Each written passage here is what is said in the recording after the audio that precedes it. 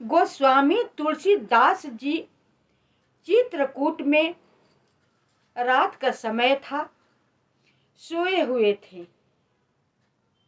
पूरी गहरी नींद में। वहीं पर शंकर जी पार्वती जी के साथ आते हैं और दर्शन देते हैं। स्वप्न में कहते हैं कि तुम यहाँ मत रहो, प्रभु श्री राम जी का दर्शन हो गया, हनुमान जी का दर्शन हो गया, अब तुम यहाँ से काशी चलो और रामायण लिखो, प्रभु श्री राम जी के चरित्र लिखो। ये कहते हैं शंकर जी उमा सहित।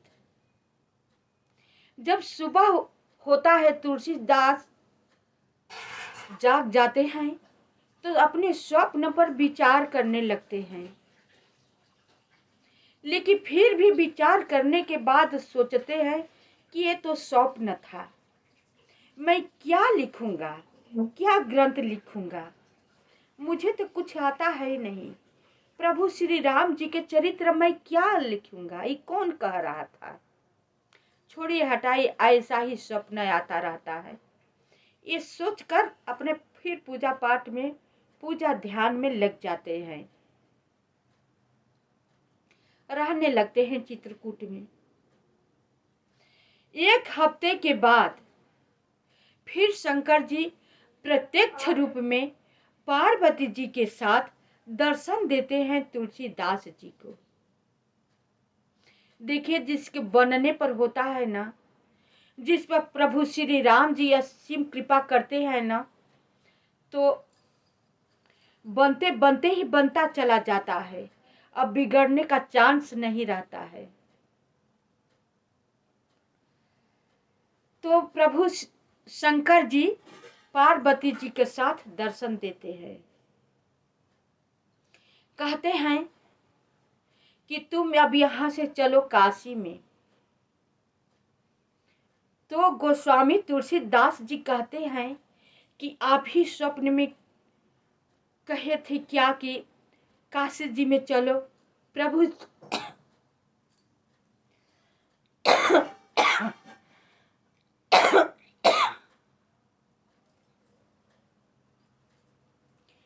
प्रभु श्री राम जी को चरित्र लिखो। बोले शंकर जी की हाँ, चलो काशी जी में, वहीं पर लिखो। कहते हैं तुलसीदास जी, मैं क्या लिखूंगा, मुझे तो कुछ आता है नहीं, मैं चरित्र उनका क्या लिखूंगा। चलो वहां पर। शंकर जी बोलते हैं मैं ज्ञान दूंगा।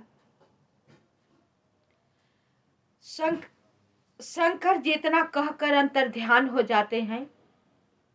गोस्वामी तुलसीदास जी भी काशी के लिए चल देते हैं। चित्रकूट से आते हैं, रहने लगते हैं दशाश्वमेध घाट, स्नान करते हैं, पूजा ध्यान करने लगते हैं। अब चरित्र को धीरे धीरे उनका ज्ञान जैसे जैसे होने लगता है, वैसे वैसे अपना रामायण लिखना शुरू करते हैं, वहीं पर प्रारंभ करते हैं।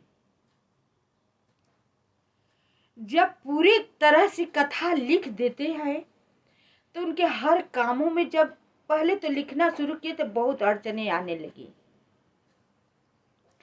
लेकिन जैसे प्रभु श्री राम जी को पाने के लिए उन्होंने दृढ़ संकल्प लिया था, वैसे अब प्रभु श्री राम जी को चरित्र लिखने के लिए दृढ़ संकल्प ले लिया था। गोस्वामी तुलसीदास जी ने लिखने लगे।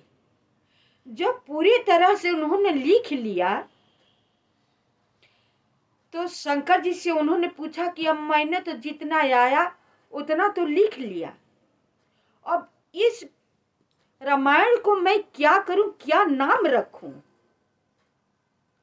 इस पुस्तक को मैं क्या नाम दूं। शंकर जी से पूछते हैं तो शंकर जी बताते हैं कि इस पुस्तक का नाम रहेगा श्री रामचरित्र मानस शंकर जी बताते हैं गोस्वामी तुलसीदास जी को कि इस पुस्तक का नाम लिखा जाएगा श्री रामचरितमानस। तुम लिख दो। लिख देते हैं गोस्वामी तुलसीदास जी।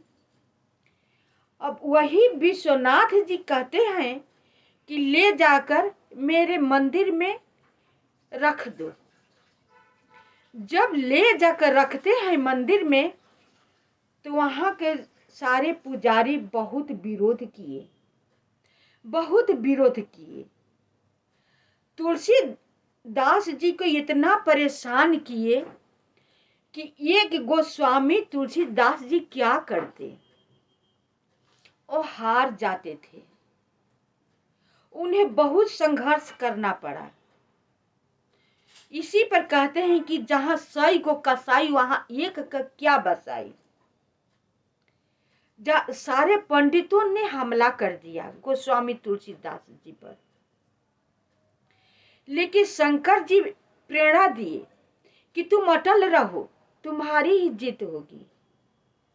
अभी उसका समय नहीं आया है। जब समय आएगा तो सबका सब ये चुप हो जाएगा, हल मैं निकाल दूंगा। एक दिन समय आ जाता है। उसी तरह रोज रखते थे गोस्वामी तुलसीदास जी। इनका पुस्तक उठाकर फेंक देते थे सारे पुजारियों ने। प्रतिदिन रखते थे, प्रतिदिन फेंक देते थे। एक दिन बहुत बहस हुआ, मीटिंग बैठी तो ये हुआ कि सब तब पुराण रखा जाए। गोस्वामी तुलसीदास जी बताए कि हम शंकर जी के प्रेरणा से सब लिख रहे हैं। तो कहे इतना तुम हो गए कि तुम्हें शंकर जी लिखने के लिए कहे हैं? तो हाँ ठीक है, जब शंकर जी बोले हैं लिखने के लिए तो चलो मंदिर में रखो, लेकिन इसके साथ साथ सारा कथा पुराण रखा जाएगा। बोले गोस्वामी तुलसीदास जी की ठीक है। सब मंदिर में रखा गया। सारे जितने पुराण थे, जितने रामायण थे, सब रखा गया। इन्होंने अपना भी ले गया रामायण रखने के लिए। तो जितने रामायण पुराण थे सबको नीचे श्री रामचरितमानस रखा गया। पंडितों ने रखा सबसे नीचे। दरवाजा बंद हो गया, ताला लॉक हो गया। सब बोले पुजारी की सुबह खोल कर देखा जाएगा। अगर तुम्हारे शंकर जी की इतनी कृपा है विश्वनाथ जी की, तो तुम्हारे रामचरितमानस जब ऊपर आ जाएगा तो इसी को माना जाएगा, या जिस पुराण रामायण को ऊपर रहेगा उसी को माना जाएगा। बोले कि ठीक है। ताला बंद करके सारे लोग अपने शयन कक्ष में गए, सोए। जब सुबह हुआ सारे पुजारी इकट्ठे हुए। उसमें गोस्वामी तुलसीदास जी भी थे, वो भी आए। ताला खोला गया, दरवाजा का पट खोला गया, पर्दा हटाया गया। तो क्या सबको देखने को मिलता है कि जो सबसे नीचे श्री रामचरितमानस का पुस्तक रखा गया था, उस सब पुराण कथा के ऊपर भी रखा हुआ था। सारे लोग उसी समय लज्जित हो गए, नतमस्तक हो गए। और उसी समय से श्री रामचरितमानस रामायण का स्थान बन गया, सबसे ऊंचा स्थान बन गया। श्री गोस्वामी तुलसीदास जी की स्थान एक नया पहचान बन गया। यहाँ तक कि श्री रामचरितमानस मंदिर में गोस्वामी जी की प्रतिमा बनाकर बैठाया गया है। और रामायण बोलते हैं ऐसा मशीन फिट किया गया है कि आप देखेंगे आप सब तो लगेगा कि रामायण पढ़ ही रहे हैं। अब पन्ना रामायण को पलटता जाता है, अपने आप उलटता जाता है। अब पब्लिक को देखने में लगता है कि पन्ना जो है अपना पलट रहे हैं। अब बोलते हैं रामायण पढ़ते रहते हैं। जो देखा है वो तो सही बात है, अच्छी बात है। जो नहीं देखा है, मेरी कथा सुन लेने के बाद ये जाकर आप सब घटना अवश्य देखिएगा कि कैसे गोस्वामी तुलसीदास जी आज भी उनका कथा अमर है और कथा कह रहे हैं। कैसे कह रहे हैं, इतिहास गवाह है। ओ मंदिर में पूरे मंदिर भर पूरी रामायण की चौपाई दोहा सहित सब कुछ लिखा हुआ आप पाएंगे। जितने बहुत बड़ा मंदिर है, मंदिर भी छोटा नहीं है, बहुत बड़ा मंदिर है, देखने योग्य मंदिर है। लेकिन पूरे मंदिर की दीवार पर रामायण ही लिखा हुआ आप पाएंगे। अब जितना पढ़ेंगे उतना कम ही रहेगा। आप पढ़कर थक जाएंगे, उब जाएंगे, लेकिन रामायण समाप्त होने वाला नहीं है। आज भी आप जाकर देखेंगे, देखने योग्य चीज है, समझने योग्य है। और जो देखा होगा वो तो ठीक बात है, लेकिन वो नहीं समझा होगा कि ये कैसे इतिहास बना हुआ है, कैसे गोस्वामी तुलसीदास जी यहाँ पर बैठकर राम कथा कह रहे हैं, कैसे इतना ऊंचाई पर पहुंचे हुए हैं, कैसे उनका नाम जो है अमर हो गया है। हम ही लोग एक इंसान है कि जो चाहेंगे वो कर सकते हैं, लेकिन करना चाहते हैं नहीं, अपने को त्याग नहीं करना चाहते हैं। केवल सुख ऐश आराम राम से चाहते हैं, राम को पाना नहीं चाहते हैं। राम से अधिक सुख ऐश आराम करना चाहते हैं। कर्म अच्छा नहीं करना चाहते हैं, अपना कर्म पर ध्यान नहीं देना चाहते हैं कि हमने कर्म क्या कर रहे हैं। राम को पाने के लिए, सुख ऐश आराम पाने के लिए तो राम को भजन करना पड़ता है। राम को भजन करेंगे, राम को कीर्तन करेंगे, राम को नाम में करने से इतना राम इतना दयालु हैं कि वो तो अपना स्थान दे देते हैं। ध्रुव जी 5 साल के केवल लड़के थे ना, वो राम को कथा कह करके आज उनका नाम अमर हो गया है, पहला स्थान दे चुके हैं। ध्रुव जी को बिठा दिए हैं।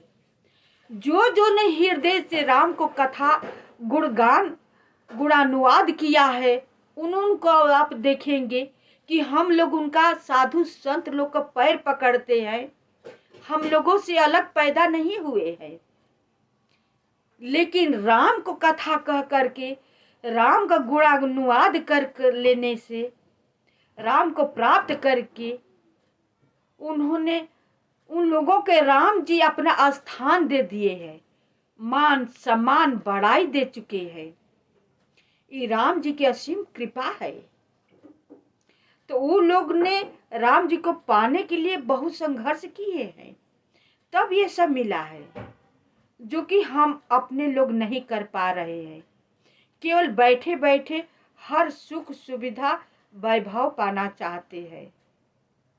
यहीं पर अपने लोगों से भूल हो जा रही है। होता है कि हमसे होगा ही नहीं, क्यों ना होगा। घर का सारा काम काज हो जाता है, सब कुछ हो जाता है, राम का नाम नहीं होता है। हम करना ही नहीं चाहते हैं। बात तो यहाँ हो गई है। हम करेंगे तो क्यों नहीं होगा, होगा, लेकिन हम करना नहीं चाहते हैं।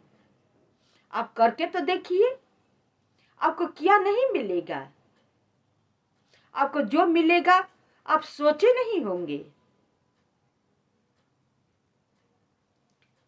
आप सब मेरी वीडियो को देखिएगा, पूरी कथा को सुनिएगा तो आपको कथा का रहस्य का पता चलेगा।